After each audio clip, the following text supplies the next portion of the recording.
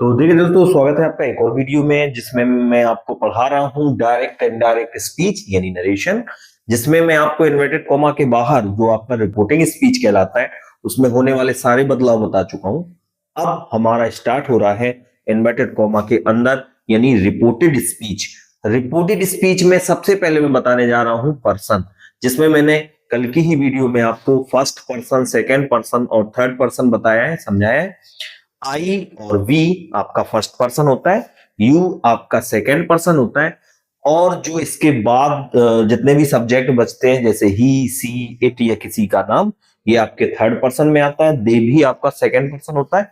एक बार और रिपीट कर रहा हूं मैं, आई और बी आपका फर्स्ट पर्सन है, यू आपका सेकेंड पर्सन है।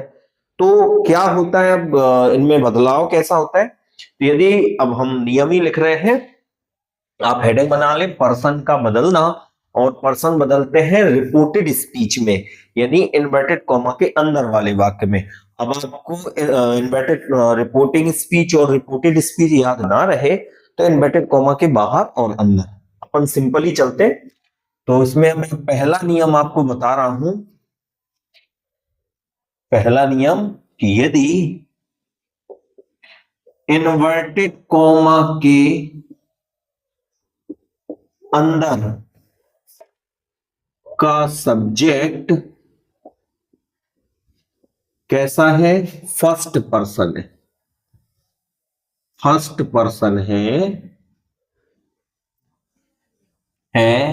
तो इन्वर्टेड कॉमा के बाहर वाले वाक्य में, बाहर वाले वाक्य के सब्जेक्ट में बदलता है, सब्जेक्ट में बदलता है।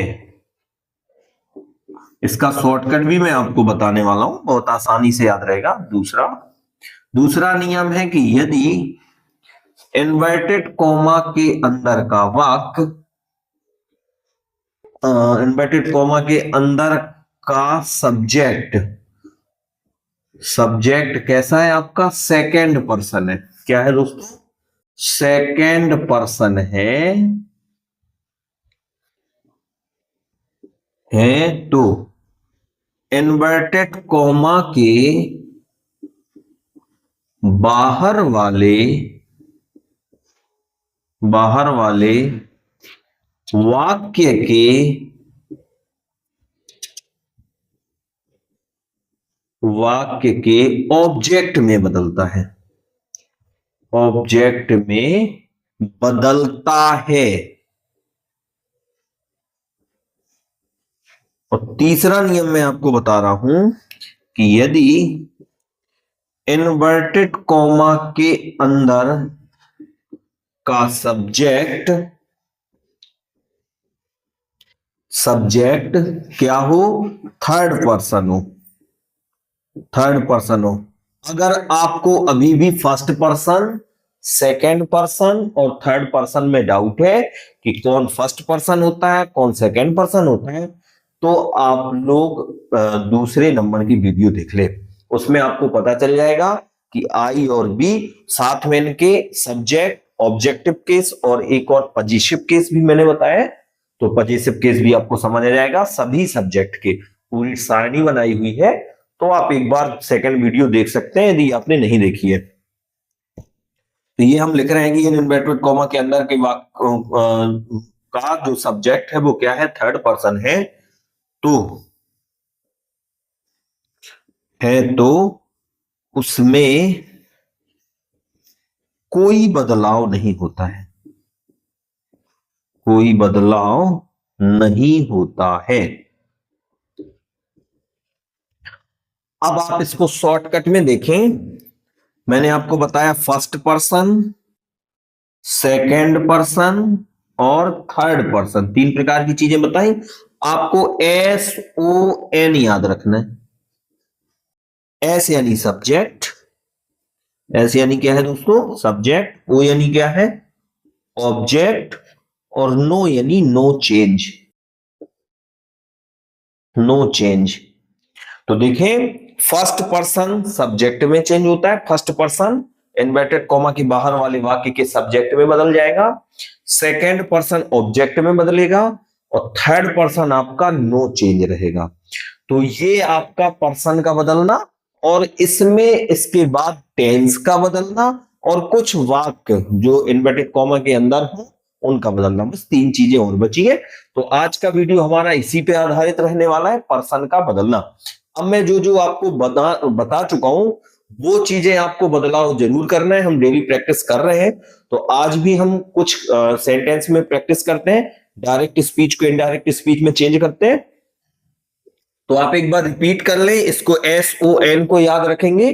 फर्स्ट पर्सन है तो सब्जेक्ट के अकॉर्डिंग बदलेगा, सॉरी, सेकेंड पर्सन है तो वो ऑब्जेक्ट में बदलेगा और थर्ड पर्सन है तो वो नो चेंज रहने वाला है। तो ये रहा आपका। अब मैंने आपको क्या बताया याद रखें, सबसे पहले सेड टू या से टू का हटना बताया, फिर मैंने आपको कंजक्शन बताया, कल 3 प्रकार के देखे थी चीजें। यदि इंट्रोगेटिव है तो आपका इन्वर्टेड कॉमा हट के इफ आने वाला है, WH है तो वही का वही WH वर्ड आने वाला है, तो वो चीज आपको सबको याद होगी। आज मैंने आपको पर्सन का बदलना जो इन्वर्टेड कॉमा के अंदर बदलते हैं, अब इससे रिलेटेड अपन ऑब्जेक्ट देख लेते हैं। अगर आपने लिखा नहीं है तो आप लिख जरूर ले वीडियो पोस्ट करके, इसके आगे हम आपका एग्जाम्पल लेने वाले हैं, ध्यान रहे। तो देखें दोस्तों, इनको इनडायरेक्ट स्पीच में बदल रहे हैं। तो देखें, सबसे पहला जो सब्जेक्ट है वो हमें लिखना है, इसके बाद दिमाग लगाना है कि सैड टू किस में बदलेगा। इसको बदलने से पहले एक नजर हमें इन्वर्टेड कॉमा के अंदर डालनी ही होती है। क्या ये सिंपल है?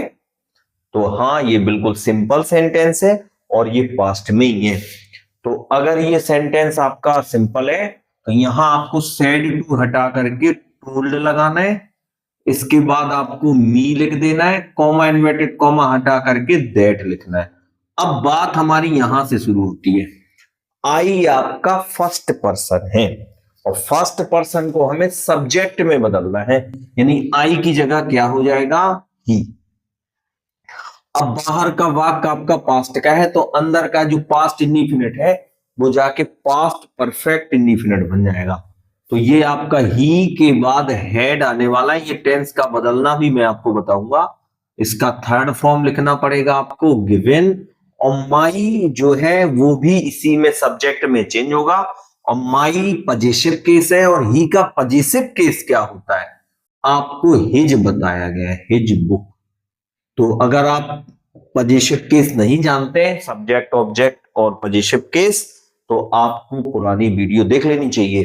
तो देखें, इसका बन गया दोस्तों, एक बार मैं समझा रहा हूं। ही सेड टू आपका टोल्ड में बदल गया, मी आ गया, कॉमा इन्वर्टेड कॉमा हट के दैट आ गया है।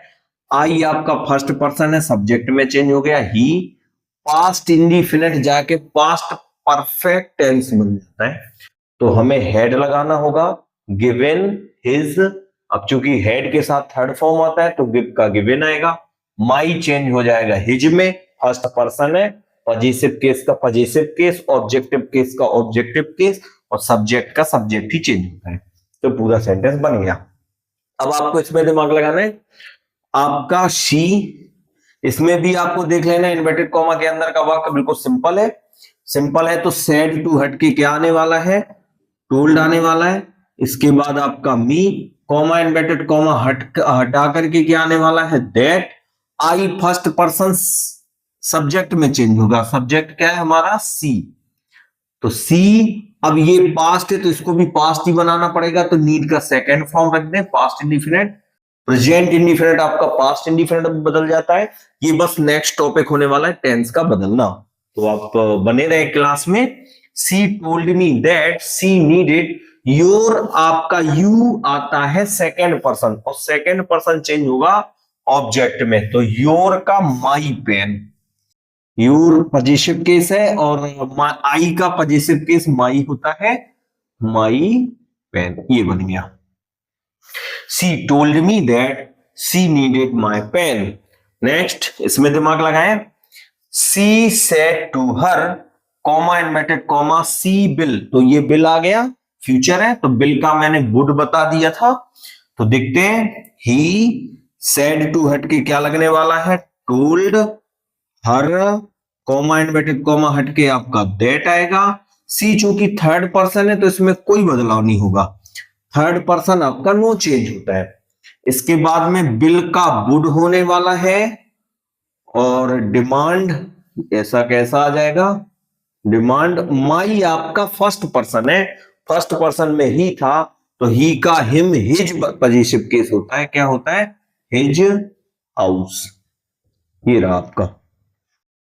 नेक्स्ट बनाते हैं, Ram said to me she had to ask my and your question.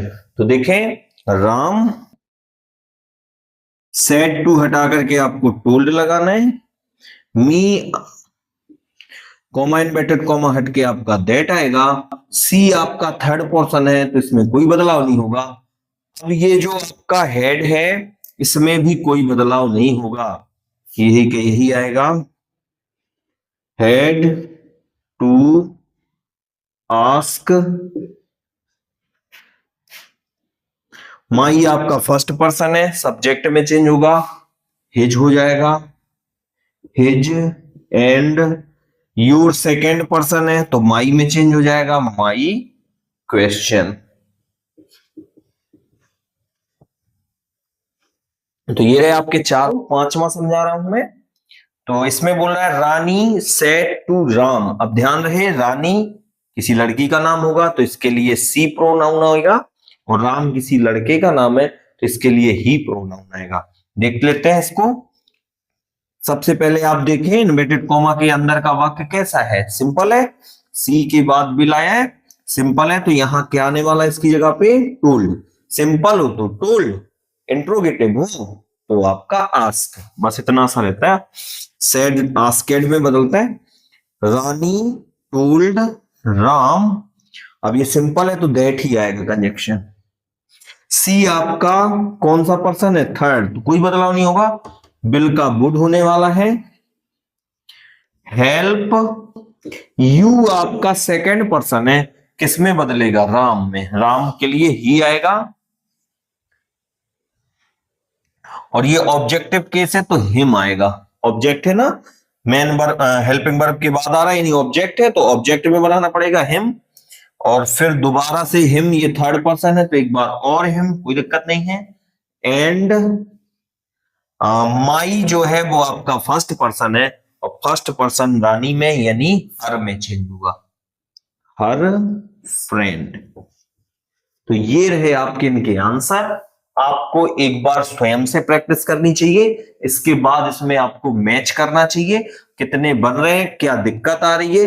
जो दिक्कत आ रही है वो आप हमें कमेंट बॉक्स पर लिख सकते हैं, हम आपको दोबारा समझाने का प्रयास करेंगे। तो अभी तक हमने जो सीखा है वो सीखा है सेड टू का हटाना, कंजक्शन का लगाना, और आज हमने सीखा है कि पर्सन कैसे चेंज होते हैं।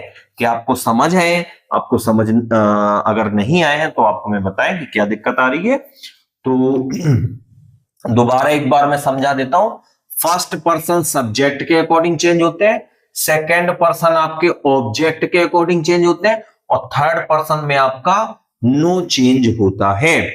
तो ये रहे आपके सेंटेंस स्टेप से आपको सॉल्व करने। तो अब हम मिलते हैं अगली अपनी नई वीडियो में। आज के लिए इतना ही। Thank you class.